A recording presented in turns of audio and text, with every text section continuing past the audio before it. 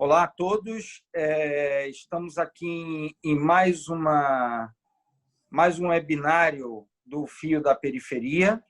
É o quinto webinário que realizamos dessa série de entrevistas. O Fio da Periferia nasceu de um convite do Instituto Moreira Salles para a Agência de Redes para a Juventude realizar algo ao longo da pandemia que ficasse abrigado no site do Instituto Moreira Salles. A Agência de Redes para a Juventude, então, decidiu realizar o Fio da Periferia. O que é o Fio da Periferia? Durante a pandemia, artistas, ativistas, comunicadores, líderes de organizações, coletivos e movimentos nas periferias urbanas do Brasil estão realizando uma série de ações e criações que podem servir de fio para que a gente pense o país, pense a superação das desigualdades, pense a diversidade desses territórios e, ao mesmo tempo, estão ocupando um lugar de apoio às comunidades que o governo não está realizando.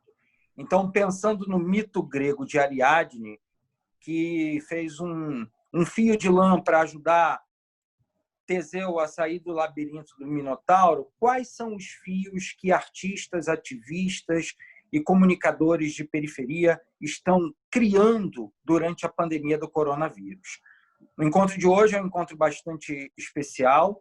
A gente tem a Bianca Simãozinho, uma pessoa que a gente admira muito, líder de uma ONG muito importante na Chatuba, na Baixada Fluminense, que vem realizando um trabalho muito importante. Obrigado, Bianca, você está aqui com a gente hoje. Obrigada. Seja bem-vinda. Eu que agradeço o convite. Obrigada. De nada. O Wagner de Alencar, que temos grande admiração pelo trabalho dele, está à frente da Agência Mural, uma das primeiras experiências de comunicação de periferias urbanas, que já escreveu um livro sobre a experiência dele em Paraisópolis, e agora, durante a pandemia, a Agência Mural já fez mais de 59 podcasts com informações seguras para a população das periferias, denúncias, e também espaço para artistas de periferia se manifestarem. Uma grande revolução sonora. Obrigado, Wagner. Reitero aqui minha admiração novamente a você. Eu que agradeço o convite, Marcos. E também para comentar, toda semana a gente tem um comentarista. Dessa vez a gente chamou Miguel Just, professor da PUC e um pensador importante sobre a política cultural, a cena política e cultural do Brasil, um intelectual muito ativo e grande amigo nosso, que a gente tem profunda admiração. Obrigado, Miguel. Você está aqui hoje com a gente. Obrigado você, Marcos. Um prazer estar com a Bianca, com o Wagner e com a agência e com o Instituto Moreira Salles nesse projeto. Então, nós vamos começar da seguinte forma. Eu vou fazer 2 perguntas aos nossos convidados, depois eu faço uma pergunta ao Miguel, eles respondem todas essas perguntas, e depois que o Miguel responder, ele pergunta aos dois, os dois respondem, e aí a gente abre para alguém que está aqui como convidado hoje também fazer uma pergunta e eu explico como será. Então, vamos lá. Sem mais delongas, vamos começar agradecendo mais uma vez ao Instituto Moreira Salles por esse convite à Agência de Redes para a Juventude. Bianca, vou começar por você, tá? Virou quase um senso comum, você atua muito no território, sua organização, eu já tive a oportunidade de visitar o trabalho de vocês na Chatuba, conheço há muito tempo, você é uma inspiração, você é uma líder social, uma jovem que faz um trabalho de desenvolvimento da sua comunidade, a ONG que você ajudou a criar com a sua irmã, é uma ONG que oferece atividades artísticas, é uma ONG que oferece oportunidades também de desenvolvimento econômico para essas famílias. Historicamente, você está no coração ali da Baixada, numa região muito pobre.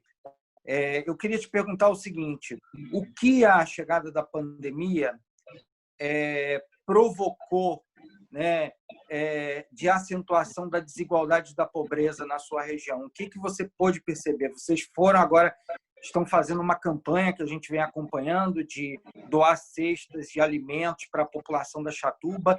Quais são os efeitos sociais que você percebeu? A gente vem escutando muito, eu também tenho falado, chamado a atenção nos espaços públicos e entrevistas que eu participo, porque a desigualdade está diminuindo muito dentro das favelas, está aumentando muito dentro das favelas. Assim, qual o impacto no seu território, o impacto social nesse momento? O que vocês estão se deparando? Como você falou, a gente já atua num território de extrema pobreza, né? Então, já existe a presença, né, da desigualdade e ausência de direitos básicos, né? São pessoas que já sofrem com a ausência de direitos básicos. E agora, com o surto do Covid, com essa pandemia, as coisas pioraram. Porque se antes uma pessoa conseguia, né, fazer uma unha, fazer um cabelo, fazer uma obra para levar um pão para janta, hoje ela já não consegue mais levar esse pão para janta. Muitos desempregados, né, muitas pessoas que tinham renda e hoje não tem mais, então a situação piorou muito.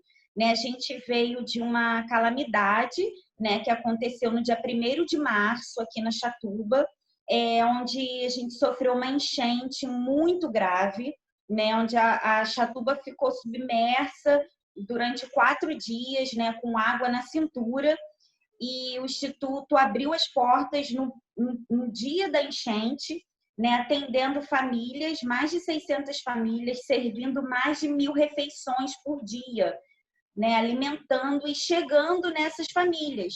Então, assim, foi muito colado. Enquanto a gente estava se estabilizando e começando a apoiar essas 600 famílias que a gente cadastrou na enchente, veio a quarentena. E aí a gente teve que suspender nossas atividades, suspender nossas aulas, né, e nossos alunos aí estão em casa, sendo que é difícil a quarentena, né, um isolamento social numa periferia. Uma criança que vive numa casa de 1 cômodo, 2 cômodos e um banheiro compartilhado e sem água, né, a gente teve uma ação para levar água em algumas casas, né, porque alguns alunos dependem da água da ONG, eles enchem garrafas de água para levar água filtrada para beber em casa, né? Então só piorou, né? A gente tem sofrido muito, os impactos têm sido muito grandes. As pessoas chegam na fila 5 horas da manhã em busca de alimento, em busca de ajuda, e infelizmente nosso cadastro esgotou, ultrapassou 3.000 famílias e nós não podemos mais abrir mão e atender mais pessoas. E todos os dias a gente recebe fotos de geladeira vazia, histórias de mães, de crianças especiais, de idosos acamados, de pessoas que estão cada vez mais sofrendo, né, com esse surto dessa pandemia que acabou piorando a situação e causando mais situações críticas. É um cenário desafiador, né? Devastador e desafiador para quem atua na ponta.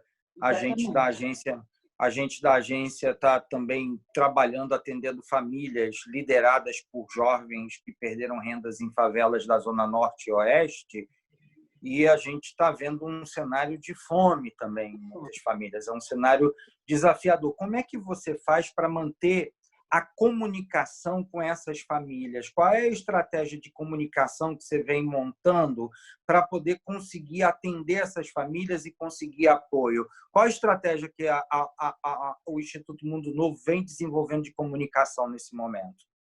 Eu costumo dizer, né, que a gente está se reinventando. Né? Antes o nosso papel era oferecer arte, cultura, educação, e hoje, né, nós estamos aí nesse grande desafio.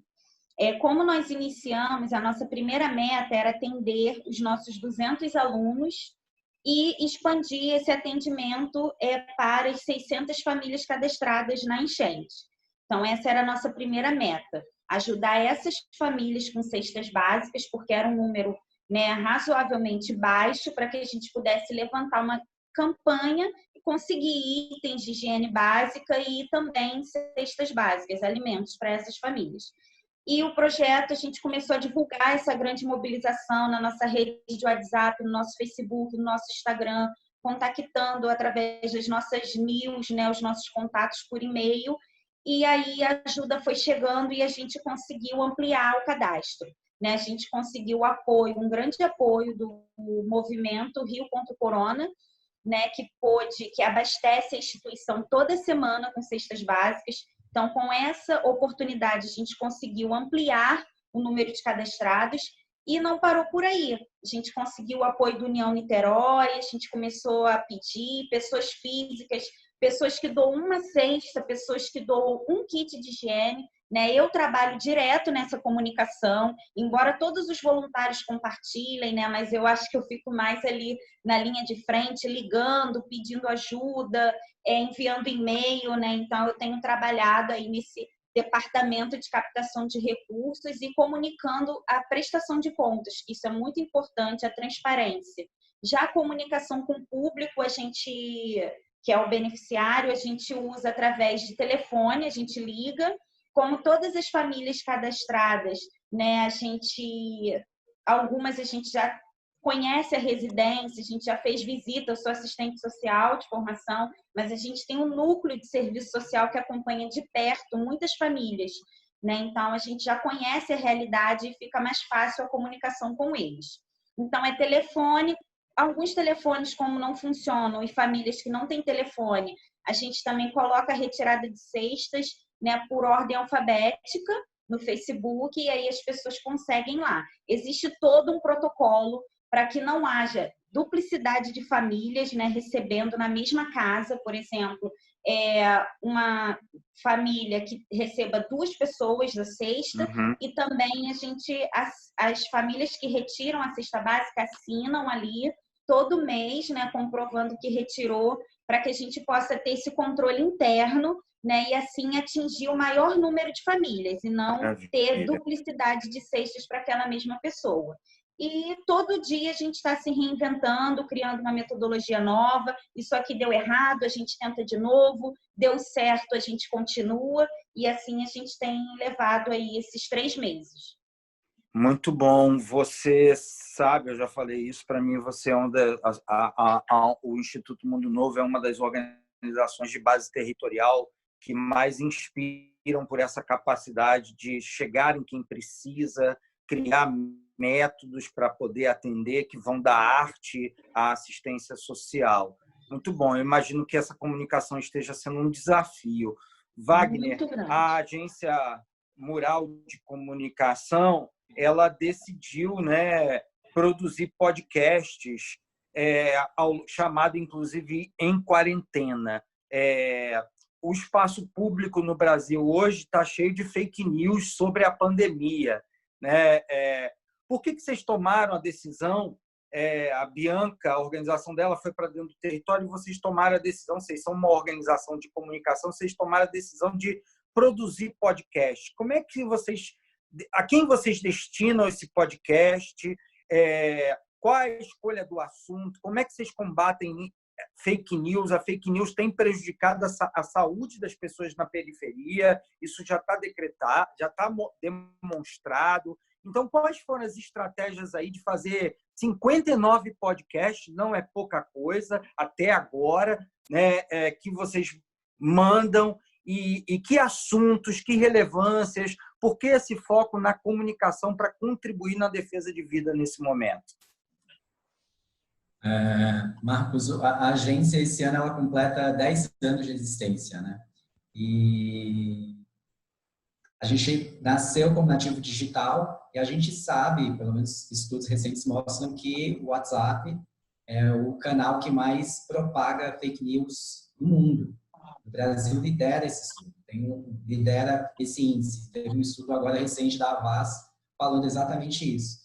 E a gente recebe, né? Acho que todos nós recebemos algum tipo de fake news nos nossos celulares e a gente sempre quis atuar ali no WhatsApp, pensar que o WhatsApp é a ferramenta, é o canal que mais propaga fake news, então vamos lutar contra o fake news. E aí a gente decidiu criar o podcast. Por quê? Porque a gente sabe também que o nível de escolarização no Brasil também é baixo, que muitas pessoas não sabem ler e escrever. É isso, a gente tem uma rede de 80 correspondentes que, tendo uma pesquisa só a partir da nossa rede, a gente já chega facilmente a esses números. Então, a gente pensou em um meio de informação sonoro ali, então as pessoas elas não vão precisar gastar os dados delas, do aparelho, ao WhatsApp, ali clicou, então esse arquivo ele já é enviado diretamente para o número dela, então ela se cadastra, e ali ela já ouve aquela história. A gente pensou em não só falar sobre, não só dar os números, né? A gente fica muito naquela de morreram 50 mil pessoas, tem mais de 1 milhão de pessoas contaminadas. Claro, a gente quer informar que as pessoas entendam a gravidade do que está acontecendo, mas a gente quer trazer relatos e a gente quer combater as fake news e dar serviço. Então, geralmente, em todo episódio, se é um episódio que fala que aumentou a violência doméstica, no final do podcast a gente vai indicar os números que essas pessoas podem ligar, os caminhos que ela pode fazer para tentar lidar ali com aquele problema. Então, é um trio aí de informação, relato e serviço. Essa é a nossa maior preocupação, é informar para que essas pessoas consigam, ali eu sei que está todo mundo com caos, encontrar ali formas de poder lidar com isso. E era um sonho nosso antigo, de poder criar um podcast, e surgiu um dia antes aqui do decreto da quarentena oficial aqui em São Paulo, e aí eu e o Anderson Menezes, que é o diretor de negócios, a gente divide a casa, que também é a nossa sede, e falou, vamos criar um podcast? Vamos! E aí foi muito no nosso ensejo ali, e aí deu muito certo, e aí a gente conseguiu mexer ali um pouco na estrutura da agência Mural para trazer a repórter para produzir os podcasts, e a gente, inclusive, conseguiu um apoio no Instituto Unibanco. Então, hoje a gente tem uma equipe de 5 pessoas envolvidas no podcast, uma editora de áudio, a produtora, toda a rede também de jornalistas, os correspondentes, que nos ajudam também com essas informações, e tem sido incrível, porque mais do que distribuir esse podcast é pensar no retorno dele. E a gente tem recebido retornos assim incríveis, né? Das pessoas falando que mudaram a alimentação porque ouviu o nosso podcast falando sobre alimentação saudável, ou indicando histórias ali. Essa da violência doméstica foi muito porque uma ouvinte estava com esse problema em casa. Então, a gente tem tido um retorno muito bacana dos nossos ouvintes, né, que eram leitores. Na verdade, a gente tem ouvinte, isso também é muito, muito bacana. Qual o desafio de, nesse momento, ser uma agência que pensa a partir da periferia, né, disputando a informação, no momento em que até o presidente da República age de uma maneira que desacredita a pandemia e os seus efeitos na saúde sociais e emocionais? Qual o desafio de ser um núcleo aí de produção para disputar essa imaginação brasileira nesse momento? Que desafios você tem encontrado para escolher a pauta e ela se tornar relevante e distribuir? Qual o desafio nesse momento?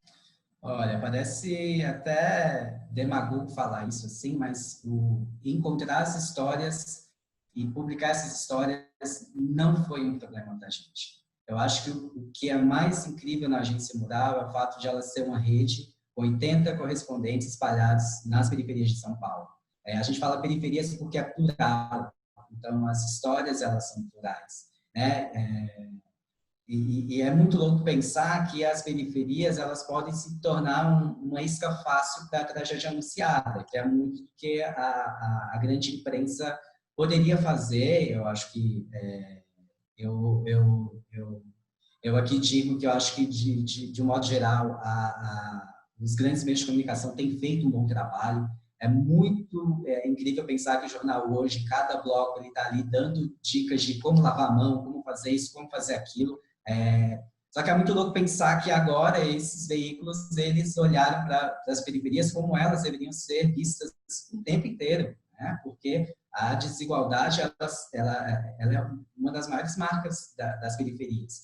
E aí pensar que a violência e a tragédia eram essas únicas pautas é muito bizarro, assim. Então, parece demagogo falar, mas no nosso caso, em que a gente vivencia realidades tão distintas numa cidade que é imensa, contar histórias múltiplas e que contenham serviço, relato, não tem sido um desafio. Obviamente é um desafio criar um produto de qualidade, que é o que a gente faz, muitas vezes sem recursos, sem pensar que a gente não tem um estúdio, ou pensar que a internet da nossa editora de áudio é horrível no cinema de São Paulo, então a gente lida com coisas técnicas, assim, né? A internet que é ruim, mas as histórias, por incrível que pareça, elas têm sido a nossa maior riqueza há 10 anos, agora não é diferente.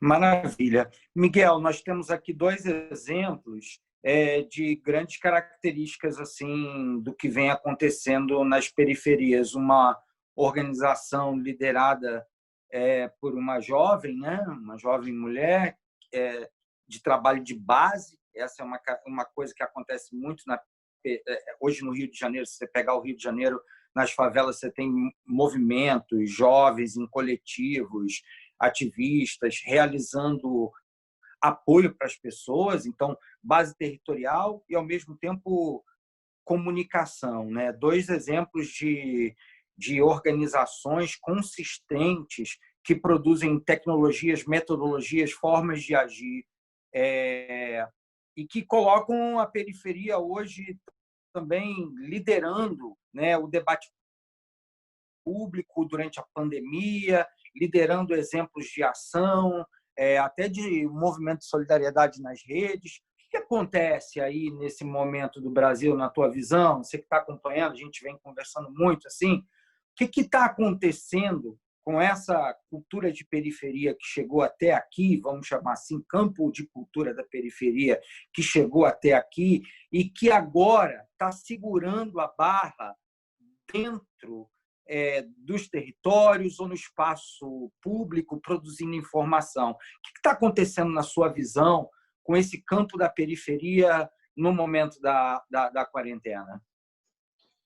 Bom, Faustini, primeiro, alegria aqui de ouvir o quão vibrante são os trabalhos da Bianca, do Wagner e quanto necessários e relevantes eles são, né?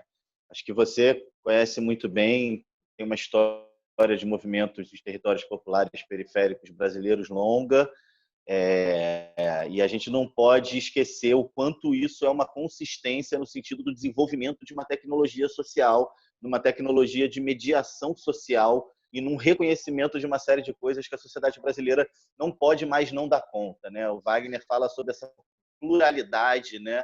Sobre essa periferias no plural, né? Isso é muito importante porque toda uma ideia de centro foi constituída a partir da homogeneização da periferia, como se a periferia brasileira fosse uma coisa só, como se a periferia brasileira tivesse o mesmo nível de demanda, o mesmo nível de subjetividade. Você homogeneiza, você trata tudo como uma massa só e você tira as possibilidades de fazer as leituras agudas e necessárias que esses territórios precisam para superar os gargalos dele. E isso serve muito para o centro, né? Porque no momento que você homogeneiza, você coloca uma voz só, você pode romantizar, você pode dizer que é povo, você pode dizer que é isso, que é aquilo, e não tratar as milhares de especificidades que esses territórios apresentam. O que nas últimas décadas esses movimentos vêm fazendo é chamar atenção para essa heterogeneidade e tentar se apresentarem para o conjunto mais amplo da sociedade brasileira como interlocutores e mediadores políticos e sociais absolutamente necessários e fundamentais, né? Em que sentido que são fundamentais? E aí é grave que não haja um reconhecimento disso ainda mais consistente e mais amplo. Assim. O trabalho que o Wagner está fazendo, o trabalho que a Bianca está fazendo, esses trabalhos deveriam, nesse momento, ser requisitados pela agenda do poder público. O poder público não deveria só reconhecer, estruturar, dar condições, criar condições orçamentárias para que esses trabalhos acontecessem, o que já seria o mínimo, né? Porque isso já estaria atuando e fazendo diferença na ponta, na melhora da vida das pessoas e na redução da violência que são os efeitos dessa pandemia, como uma coisa poderia ir ainda mais além, né? O Estado, pelas suas máquinas burocráticas, pela sua dificuldade toda, do seu tamanho e uma série de coisas assim, o Estado ele não reconhece, ele não tem a sintonia fina do que são as demandas, do que são os desafios, do que são as lacunas desses territórios, né? E o Estado precisa dessa tecnologia social, o Estado precisa desses agentes, o Estado precisa desses grupos para fazer essa mediação, porque assim você vai ter mais eficiência na gestão dos recursos, na execução das políticas de cuidado, na execução das políticas de assistência, né? Agora, é claro que dentro disso a gente está falando de um Estado que fosse um Estado comprometido com as mazelas sociais brasileiras e quisesse a superação deles, né? Agora, o que a gente está jogando fora? O que a gente está perdendo, né? E isso é uma responsabilidade mais ampla da sociedade brasileira. São décadas de trabalhos, né? São décadas de acúmulo de experiência dessa consistência dessa tecnologia social e que durante um período dos anos 2000, desse século, durante uma década e meia, foram trabalhos que de alguma forma foram mais estruturados, com todos os defeitos, problemas ou qualidades, e aí vai partir de cada um as análises do que foi o ciclo, né, de um governo de esquerda no Brasil. A gente sabe que houve mais estruturação, né, pelo menos da área que eu falo, isso é muito nítido, que foi os trabalhos de descentralização e democratização dos fazeres culturais nos territórios populares e periféricos, né? Estou pensando aqui o quanto, né, se a gente pensar o desligamento do chamado Programa Cultura Viva, que é um programa até que precisa ser melhorado demais para voltar a circular, mas penso nas ações locais do Rio de Janeiro, quer dizer, em programas que foram derivados dessa busca pela descentralização e pela democratização dos fazeres culturais, né? Você imagina se todos esses grupos, todos esses núcleos, todas essas ações estivessem ativas hoje, o quanto elas poderiam ser fundamentais no auxílio a um poder público, que é um poder público que não reconhece as especificidades desses territórios e o quanto isso poderia estar colaborando para a execução de políticas de cuidado, né? Isso falando da cultura, que é mais minha área, mas isso é muito mais amplo. Quando a gente vai para organizações sociais e organizações que têm esse conhecimento dessas metodologias, dessas tecnologias, né? Então, assim, tem uma questão que esses trabalhos, o trabalho da Bianca e do Wagner e de tantos outros que têm passado aqui no Fio da Periferia, não deveriam ser trabalhos só de uma mitigação imediata no território X, Y ou na área de comunicação. Esses trabalhos deveriam ser os instrumentos mais potencializados pelo poder público e pelos comitês de coordenação de crise, se existissem, né, em nível federal, para poder entender como chegar nesses territórios, no caso da Bianca, né, ou para entender como comunicar com esses territórios, como no caso do projeto do Wagner, porque você imagina esses trabalhos dos podcasts, isso ampliado numa cadeia nacional de rádio, trabalhando com a empresa de comunicação pública, tudo dentro dos sites e dos instrumentos do poder público, do Ministério da Saúde e das secretarias de saúde. Não só tudo que já está sendo feito por esses podcasts estaria acontecendo, como isso ainda teria numa escala muito maior, muito mais ampla, e a própria Agência Mural de Jornalismo poderia ter, em vez de 80, que já é um número admirável e que deixa a gente boquiaberto, poderia estar com milhares desses mediadores. Então, você estaria gerando emprego, estaria gerando conhecimento, estaria gerando saber, estaria executando tecnologia social, estaria executando políticas de cuidado e a gente estaria atravessando esse momento com muito mais tranquilidade, com muito mais facilidade, né? Aí acho que nesse sentido, na dinâmica que a gente pensou aqui, de eu fazer alguns comentários e encaminhar a pergunta, eu acho que vai muito nesse sentido, assim, o quanto que Bianca e Wagner sentem isso que eles poderiam estar fazendo se houvesse um poder público interessado nessa tecnologia social, nesse recurso humano que eles são, nessa capacidade de produzir ou ações ou conteúdos que fazem a diferença na ponta, né? Porque imagino que vocês não tenham sido procurados, né, por essas instituições públicas e por essas pastas de saúde ou de assistência social, mas assim, se vocês conseguem imaginar isso, assim, né, não só já estando estruturados anteriormente com recursos, né, que poderiam deixar as organizações de vocês mais fortes, mas o quanto que esse saber de vocês, essa tecnologia, essa mediação social de vocês poderia hoje estar a serviço de prefeituras, governo do estado, secretarias de saúde, Ministério da Saúde, governo federal, e o quanto isso poderia ser ampliado em uma escala muito maior de ajuda e cuidado e mitigação dos efeitos da crise, se houvesse uma compreensão do poder público brasileiro do quanto essa tecnologia pode ser eficaz para a mitigação dos efeitos da crise. Acho que eu queria encaminhar a conversa com os dois nesse sentido, se eles toparem. Excelente questão, gente. Se vocês recebessem o apoio do poder público, onde o impacto de vocês estaria maior, se vocês conseguem vislumbrar isso, se isso se tornasse, né, uma ação estratégica, certamente, Miguel, a gente já teria poupado mais vidas se o poder público tivesse feito apoio a projetos assim, teria poupado mais vidas. Acho que dá para sair. Mas aonde vocês veem isso? Ótima questão. Obrigado, Miguel, pela contribuição. O que vocês dizem sobre isso, gente? É uma das coisas que eu sempre falo, né? O nosso papel sempre é influenciar políticas públicas, né? Eu vejo que essa pandemia veio para unir, mas nem com a pandemia houve essa união. Eu não vejo outra forma do poder público chegar na ponta, né? Onde realmente quem precisa, se não for através das organizações sociais. Né? Porque as organizações sociais, elas estão chegando na ponta, né? Elas estão chegando nas famílias que não têm telefone, elas estão chegando nas famílias de extrema pobreza, elas estão chegando nas famílias que é difícil acesso, né? Onde a gente tem visto lideranças, né, de várias comunidades aqui da Baixada, né, extremamente carente, que está chegando nessas áreas mais rurais, mais carentes, que o poder público não chega. Né? A gente viveu isso na enchente também, né? Ali atendendo diariamente as pessoas e não houve qualquer ajuda do poder público. Né? Ninguém procurou a gente, ninguém foi tentar um diálogo para entender ali. A gente já tem uma metodologia formalizada de atendimento, né? A gente já tem as famílias que precisam de ajuda.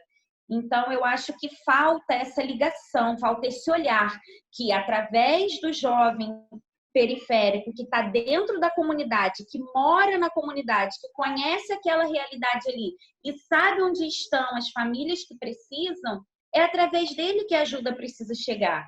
Né? Só que não só em relação ao poder público, existe muito a questão da carreira solo, né? As pessoas não querem essa união. Sociedade civil, governo, vamos se unir. Não, é carreira solo. Eu faço aqui, tá o meu nome e acabou.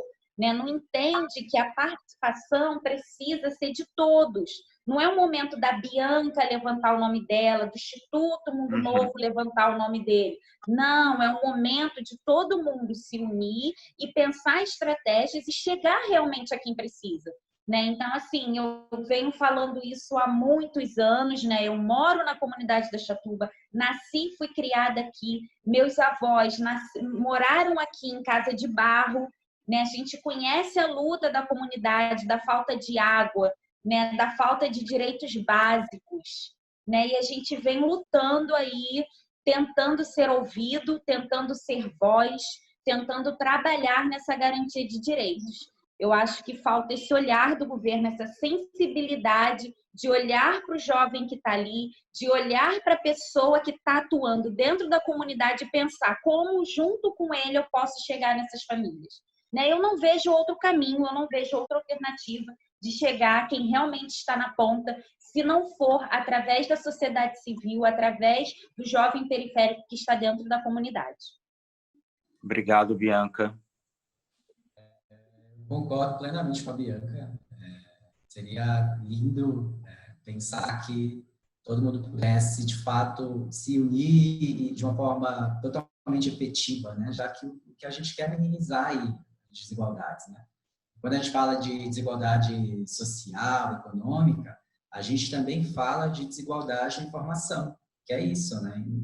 Imagina que toda essa produção que a gente faz, os podcasts, se tivessem, como o Miguel mesmo colocou, bem colocou, essa abrangência, né, nacional. As histórias que acontecem aqui são similares ao que acontece em BH, em Fortaleza, no Rio.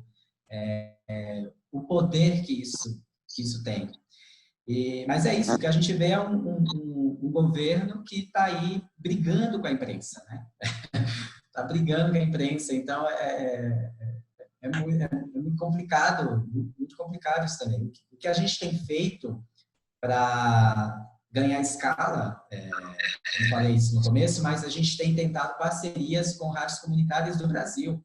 Então, tem rádio do Pará que está produzindo nosso conteúdo, do Rio Grande do Sul, mas isso de uma forma ali na unha, né? Nosso conteúdo aqui é livre, vocês podem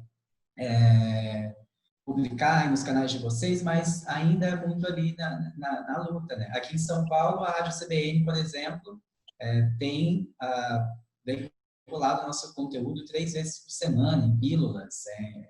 É impressionante e é muito legal. Isso mostra que o recorte que a gente dá e as histórias que a gente conta, esses veículos também não conseguem, por razões todas que a gente já sabe, assim.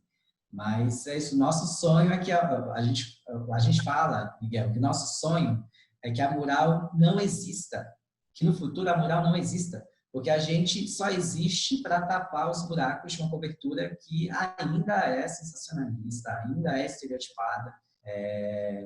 Claro, agora a imprensa, de um modo geral, tem coberto as periferias de uma forma bacana, mas que isso não seja pontual, sabe? E aí nosso sonho é que a mural não exista e que essa tecnologia e esse aprendizado que a gente vem aprendendo aqui também diariamente possa, de fato, ser replicado em outras capitais, porque o que acontece aqui, obviamente, acontece no Brasil inteiro, né? A gente tem milhares de cidades, um deserto de notícias, sem nenhum veículo, ou um veículo mais que é partidário. E aí, né? Então, aqui em São Paulo mesmo, todas as vezes que a gente publica uma notícia relacionada a algum município da Grande São Paulo, esses conteúdos são muito acessados. Por quê? Porque não tem notícia, informação nesses territórios. É por aí. Muito bom, muito interessante. Não há dúvida, né, que eu acho que uma das coisas, por isso que a gente decidiu fazer o Fio da Periferia, além da nossa ação na ponta, é ligar todo esse conhecimento que está sendo produzido agora também na pandemia pelas organizações, ativistas, grupos que estão em rede. Tem algo acontecendo, né, que vem, que pode servir como um caminho novo para enfrentar esse tempo que a gente está vivendo, Miguel. Tem algo acontecendo e que a gente precisa, nesse momento, inclusive, disputar a memória do que aconteceu na pandemia. O Fio da Periferia é um pouco esse retrato do que realizadores, criadores, ativistas estão pensando neste momento, para que a gente possa revisitar e olhar isso para inspirar a gente para a luta que será grande num país mais pobre ainda que a gente pega nos próximos meses. Eu queria abrir para alguns dos convidados que estão aqui fazer a pergunta. Então, vou abrir para uma pergunta. Quem tiver uma pergunta, por favor, aplica no ícone, levanta a mão, que a gente vai liberar o microfone. Aí eu peço para a pergunta ser bem concisa, por favor. A Agência Mural atua em parceria com a Zona Oeste do Rio de Janeiro? Pelo que eu saiba, não, né? Mas vocês pensam em construir, tentando pegar essa pergunta e transformar em outra, pensando nessa coisa do futuro, gente? O que vocês pensam para os próximos passos de vocês? A realidade é essa que a gente está lidando, baixa. Se antes a gente tinha um governo que tinha baixa política pública, agora a gente tem um governo que luta contra a política pública. Quais são os planos de vocês para esse novo momento? E qual o seu plano também, Miguel, para a gente ir encerrando assim? O que você pensa que é o enfrentamento teórico agora do Brasil no espaço público? Queria que cada um falasse um pouquinho, meio já se despedindo. A gente está querendo parcerias agora, sobretudo com o podcast. A gente quer que esse podcast chegue ao maior número possível de pessoas. Então, não temos parceria com a Zona Oeste do Rio. Seria muito bacana pensar em rádios comunitárias aí. A gente fez, inclusive, semana passada, 2 episódios falando do Rio de Janeiro. Então, a gente tem feito umas pontes aéreas aí com outras cidades. Então, a gente falou sobre a capital e a Baixada Fluminense. A gente falou com o Marcos Furtado, jornalista daí, super bacana. E a gente está produzindo também um outro episódio sobre Fortaleza e um outro sobre BH. Então, a gente, pelo menos agora nesse podcast, em que a gente pode, talvez com um pouco mais de facilidade, por meio do áudio, chegar nesses territórios, a gente está querendo aí justamente essas parcerias. A gente, claro, o quarentena é datado, provavelmente ele vai até final do mês que vem, só que a gente, a partir de agora, quer investir mesmo em podcast. A gente tem novidades aí, não posso dar spoiler aqui, mas nos próximos meses A Agência Mural tem articulado em um novo programa de podcast, e aí sim a gente também quer sair um pouco mais aqui de São Paulo e para um território nacional, assim. A gente está experimentando podcast e, pelo visto, ele vai continuar com força total. Para além disso, a gente continua com a nossa cobertura no nosso site próprio, agenciamural.org.br, toda a cobertura com os nossos repórteres, com a nossa rede. A gente também faz conteúdo para a Folha de São Paulo, então a gente funciona também como agência de notícias. A gente tem um outro canal chamado 32 vezes SP, que ele atua muito pensando as 32 subprefeituras aqui de São Paulo. Então, esse trabalho mesmo de divisão entre tem um veículo próprio e uma agência de notícias e de comunicação. Vamos aí nessas duas frentes. Aprofundar ainda mais a relação. Eu acompanho o blog do outro projeto lá de vocês, de todos os territórios, acho muito interessante também. Então, é aprofundar ainda mais essa imersão na periferia de São Paulo, construir redes, funcionar como uma agência de notícia com uma outra ética. Bacana. Boa sorte. Bianca, e você, pensando nos caminhos? Agora o nosso maior plano, né, como vai ser a volta, né, às aulas, como vai ser a volta das crianças, o retorno das nossas atividades, né? A gente tem pensado e se planejado muito enquanto a segurança de todos, inclusive também dos nossos voluntários nas entregas, né? A gente estava com alto índice de contaminação aqui na Chatuba, né? A gente está com o desejo de escalonar, né, nossas entregas, nossas ajudas. A gente quer chegar a 5.000 famílias agora em junho, né? A gente bateu 3.000 famílias atendidas, cadastradas, e agora a gente quer ampliar esse cadastro para mais 2.000 famílias. É um grande desafio para a gente, porque tem sido muito difícil, né, controlar todas essas retiradas, essas entregas, né? Mas a gente tem uma equipe para isso, uma equipe que está cada dia mais estudando, e o mais curioso disso tudo é que a nossa equipe se reinventou, né? Eu tenho um professor de teatro, né, uma diretora artística, professora de dança, que ela falou assim: nossa, eu acho que eu nem sei mais fazer um plié, né? Porque estamos ali diariamente trabalhando, atuando, né, nesse atendimento das famílias.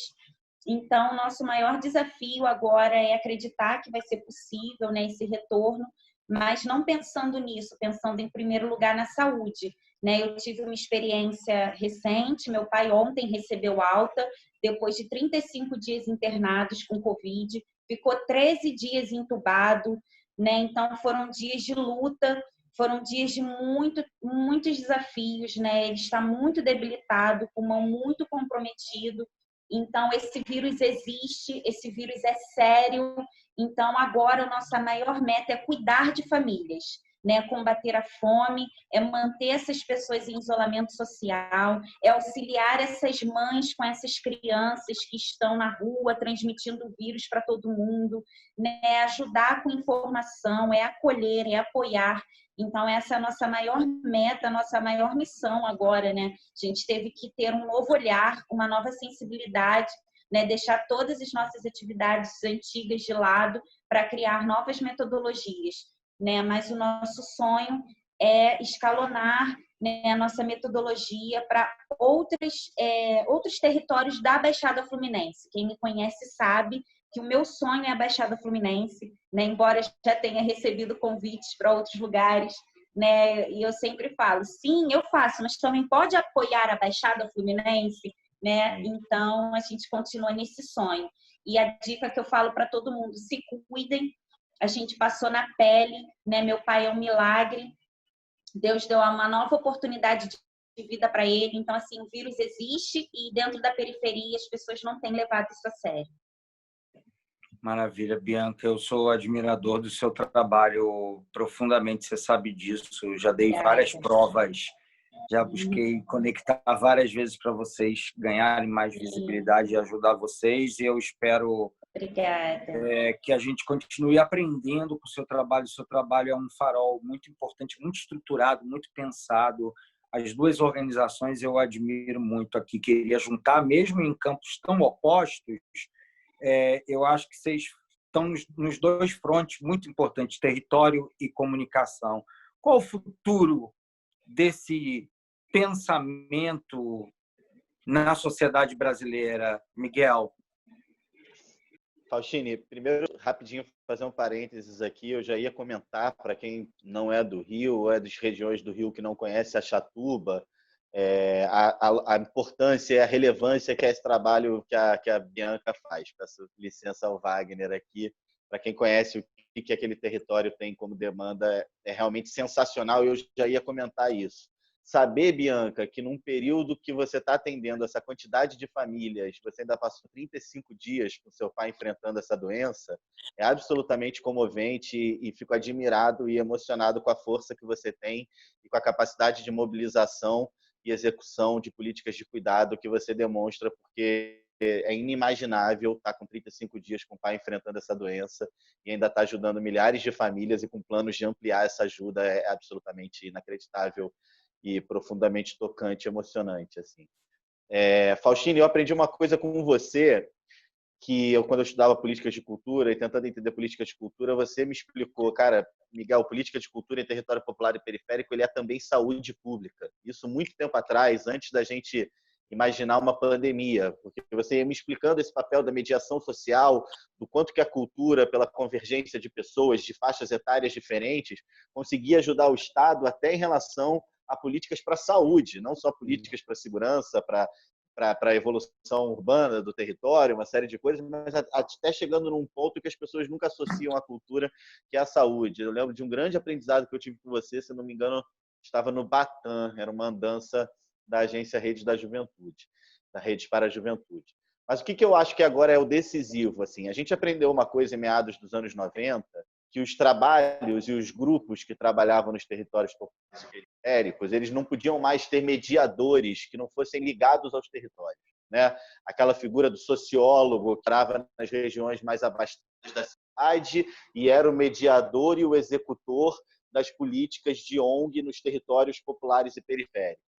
Uma das grandes conquistas que a gente teve nos anos 90 foi o rompimento dessa lógica, quando os grupos colocados nesses territórios se organizaram, falaram o que precisa. Precisa ter comunicação, precisa ter finanças, precisa ter jurídico.